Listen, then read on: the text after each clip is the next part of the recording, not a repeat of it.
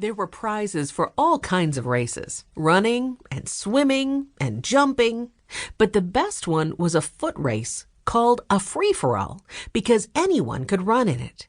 Mr. Alden gave a prize of $25 and a silver cup to the winner of the free-for-all. Sometimes a boy won the race, sometimes a girl. Once, a fat man had won it. On field day, Henry was cutting the grass for Dr. Moore. Suddenly, the doctor stopped his car in the street and called to Henry. "Hop in," he said. "Today is field day, and I want you to see the races." Henry hopped in, and the doctor started the car. "I'm sorry, I can't go," said Dr. Moore, "and I want to know all about it. I want you to tell me who wins each race." Soon, Henry found himself sitting on the bleachers. By and by, a small boy climbed up the bleachers and sat beside him. Then a man called, "Free for all! Come and get ready!" "What is that?" asked Henry. "A free for all." "Don't you know?" asked the small boy. "Didn't you see the one last year?" "No," said Henry.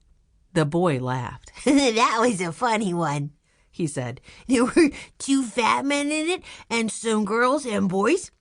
That boy over there won it. You should have seen him. He ran so fast you could hardly see his legs at all." Henry looked at the winner of last year's race. He was smaller than Henry, but he was older. Suddenly, Henry stood up and quietly left the bleachers. He went to the room where the boys were getting ready for the race. "Do you want to run in the race?" a man asked him. "Yes, I do," replied Henry. The man gave him some track clothes to put on. "Where did you train?" he asked. "I never was trained," said Henry. "These boys have been training all year," remarked the man. "Oh, I don't think I'll win," answered Henry, "but I like to run. It's lots of fun, you know." "So it is," said the man. "So it is." Henry could hardly wait for the race to begin. He loved to run.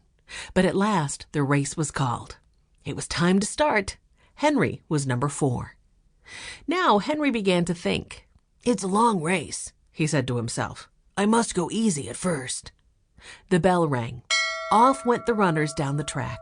In almost no time, Henry was far behind most of the other runners. But he did not seem to mind this. "It's fun to run anyway," he said again to himself, and he tried to see how easily he could run. All at once, he had another thought. "I've tried to see how easily I can run," he said to himself. "Now I'll try to see how fast I can run."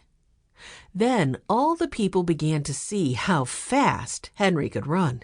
He ran faster and faster, and soon he passed the 2 girls ahead of him. Then he passed a fat man and a little boy. The people began to shout, "Number 4! Number 4!" Here was the kind of race they loved. "Faster! Faster!" cried Henry to himself. "I can run faster than this." He could. He passed number 25 and number 6. Then he passed number 5 and number 10. Only one runner was ahead of Henry now. It was number 16. Then Henry began to think of winning the race. He knew how much the $25 prize would mean to Jessie and the rest of the children. "I am going to win this race," he said to himself. "I must pass number 16. He ran still faster. He could see the line at the end of the race. "Number 4! Number 4!" shouted the people. "He's going to win!" When Henry was near number 16, he put his head down and ran as fast as he could. He passed number 16 and went across the line. He had won! The people shouted and shouted. Some men held Henry up high and carried him to Mr. Alden for the prize. Then a man asked, "What is your name, boy?" Henry did not know what to say. He did not want to tell his name, so he answered, "Henry James." Now this was Henry's name, but it was not all of his name. At once the big sign said, "Henry James, number 4, winner of free-for-all." "Here's the prize, Henry James," said Mr. Alden. "You can run well, my boy. I like to see you run." He gave Henry a silver cup and the $25. Then he shook hands with him. Just then Dr. Moore came along and climbed up in the bleachers, but Henry did not see him. The doctor laughed to himself as Henry James shook hands with James Henry. At last, Henry got away from the people and started back to Dr. Moore's. He had the $25 prize in his pocket.